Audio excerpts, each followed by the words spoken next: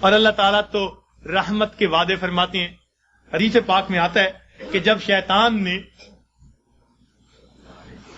بہکانے کے لیے قسمیں کھائیں اور کہا کہ اے اللہ میں تیرے بندوں کو بہکاؤں گا دائیں سے بائیں سے آگے سے پیچھے سے، وَلَا تَجِدُ أَكْثَرَهُمْ شَاكِرِينَ، اللہ یہ اکثر تیرے ناشکرے ہوں گے.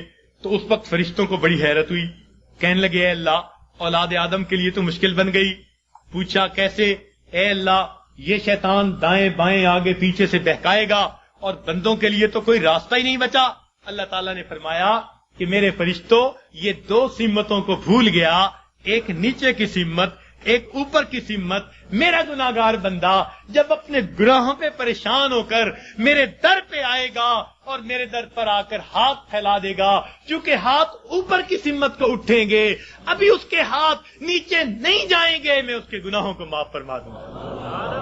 اور جب میرا بندہ اپنے گناہوں سے پریشان ہو کر اپنے سر کو سجدے میں ڈال دے گا، کیونکہ نیچے کی سمت سے شیطان اثر انداز نہیں ہو سکتا، میرا بندہ ابھی سر نہیں اٹھائے گا، میں اپنے بندے کے گناہوں کو معاف فرما دوں گا. تو شیطان نے ایک قسم کھائی تھی، فَبِعِزَّتِكَ، اللہ تیری عزت کی قسم میں تیرے بندوں کو بہکاؤں گا. اللہ تعالیٰ نے اس کے جواب میں فرمایا شیطان مردود تو قسمیں کھاتا ہے میرے بندوں کو بہکانے کے لیے، ورغلانے کے لیے.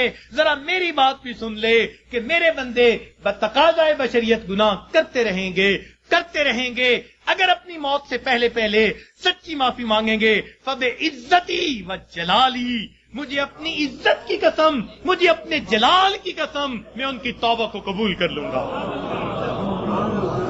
تو شیطان نے بہکانے کے لیے ایک قسم کھائی تھی، رحمان نے معافی دینے کے لیے دو قسمیں کھائی ہوئی ہیں. سبحان اللہ. اس لیے اللہ تعالیٰ کی ہر صفت کا ایک نام ہے، لیکن رحمت کی صفت کے دو نام ہیں، رحمان اور رحیم. اور کوئی صفت ایسی نہیں جس کے دو نام ہو سوائے رحمت کی صفت. وہ تو اتنا کریم آقا ہے، وہ تو بخش کے خوش ہوتا ہے، وہ تو معاف کر کے خوش ہوا کرتا ہے. میں ایک مرتبہ بچیوں کو پردے میں درس دے رہا تھا، ایک جامعہ کی دور حدیث کی بچیاں تھیں، تو ان سے میں نے سوال پوچھا کہ بتاؤ دنیا میں سب سے آسان کام کیا ہے؟ ایک بچی نے جواب دیا کہ اپنی ماں کو منانا. میں نے پوچھا وہ کیسے؟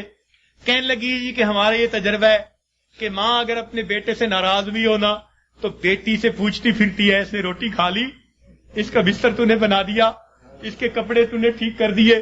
اب اوپر سے ناراض پھر رہی ہے، مگر ماں کی مامتا اس کو مجبور کر رہی ہے، لہذا بیٹی سے پوچھتی پھرتی ہے، بیٹی کے ذریعے اس کو کھانا پہنچا رہی ہے، دل سے ناراض نہیں. خفا تھی، بچے نے ستایا مگر دل سے خفا نہیں، اس لیے پوچھتی بھی پھر رہی ہے کہ بچے کو سب چیزیں مل گئیں یا نہیں مل گئیں. تو وہ کہنے لگی کہ جب ماں کی مامتا کا یہ حال ہے تو ماں کو منانا بہت آسان ہوتا ہے.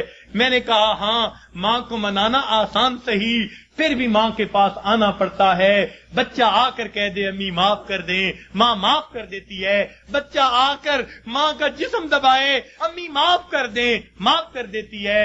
ہاتھ جوڑ دے، معاف کر دیتی ہے. اگر پھر بھی معاف نہ کرے، بچہ رو پڑے. ماں سے کبھی بیٹے کے آنسو نہیں دیکھے جاتے. کتنی ناراض کیوں نہ ہوگی جب دیکھے گی بچہ آنسو بہا رہا ہے، اپنے دوپٹے کے پلو کو لے کے آنسو پوچھے گی، کہے گی بیٹا رو نہیں، چل میں نے تجھے معاف کر دیا. تو ماں کو منانا دنیا میں اتنا آسان ہے. بچیاں کہنے لگیں، میں نے انہیں اس وقت بتایا کہ دیکھو ایک اور ذات ہے جس کو منانا ماں کے منانے سے بھی 70 گنا زیادہ آسان ہے، اور وہ پروردگار عالم کی ذات ہے. ماں کو تو پھر بھی زبان سے کہنا پڑے گا، پاؤں پکڑنے پڑیں گے، ہاتھ جوڑنے پڑیں گے، آنسو بہانے پڑیں گے. ایک وہ پروردگار ذات ہے جس کے سامنے بندہ تنہائی میں بیٹھا ہو، فقط دل کے اندر نادم ہو جائے، دل کے اندر شرمندہ ہو جائے اور دل میں پکارے پروردگار گناہوں کی معافی چاہتا ہوں، میں نے سچی توبہ کر لی، اللہ میں نے صلح کر لی، مجھے اپنا بنا لے، شیطان کے پنجے سے چھڑا لے. کوئی ہاتھ نہیں ہلایا، کوئی اس نے زبان سے لفظ نہیں نکالا، فقط دل کی ندامت کو قبول کر کے اللہ تعالیٰ اپنی ناراضگی کو دور فرما دیتے ہیں. تو اللہ رب العزت کو منانا ماں کے منانے سے بھی 70 گنا زیادہ آسان. تو اپنے رب کو منا لیجئے.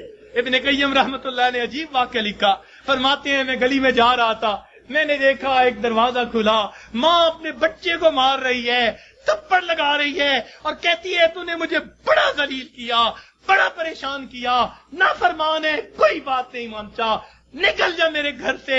وہ بچہ رو رہا تھا، دھکے کھا رہا تھا، جب گھر سے باہر نکلا ماں نے کنڈی لگا دی۔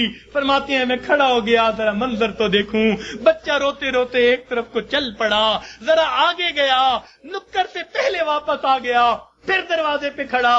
میں نے پوچھا بچے واپس کیوں آ گئے؟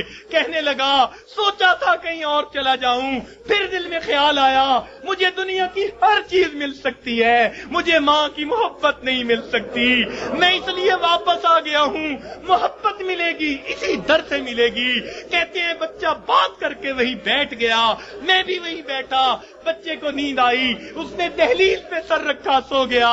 کافی دیر گزری، ماں نے کسی وجہ سے دروازہ کھولا، ضرورت کے لیے باہر جانا چاہتی تھی، بیٹے کو دیکھا دہلیز پہ سر رکھے سو رہا ہے، اٹھایا، کیوں دہلیز پہ سر رکھے سو رہے ہو؟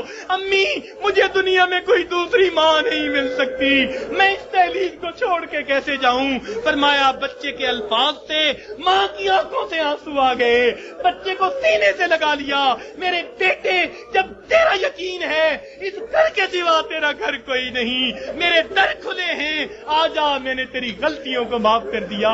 فرماتے ہیں جب گنہگار بندہ اپنے رب کے دروازے پہ اس طرح آتا ہے اور کہتے ہیں رب کریم میری خطاؤں کو معاف کر دے، میرے گناہوں کو معاف کر دے، اے بے قصوں کے دستگیر، اے دکھی دلوں کو سکون دینے والے، اے غمزدہ دلوں کو تسلی دینے والی ذات، اے پریشان دلوں کو سکون بخشنے والی ذات، اے بے سہارا لوگوں کا سہارا بننے والی ذات، اے گناہوں کے پردوں میں، گناہوں کو اپنی رحمت کے پردوں میں چھپا لینے والی ذات، تو میرے لیے رحمت فرما دے، مجھے در در کے دھکے کھانے سے بچا لے، اللہ اپنی ناراضگی سے بچا لے، میں صلح کرنے کے لیے حاضر ہو گیا ہوں، پروردگار آئندہ نیکوکاری کی زندگی عطا فرما۔ تو جب بندہ اس طرح پیش کر دیتا ہے اللہ رب العزت اس بندے کی توبہ کو قبول کر لیتے ہیں۔ اللہ تعالی ہمیں سچی توبہ کرنے کی اور توبہ کر کے یہاں سے اٹھنے کی توفیق عطا فرما دے۔ وآخر دعوانا ان الحمد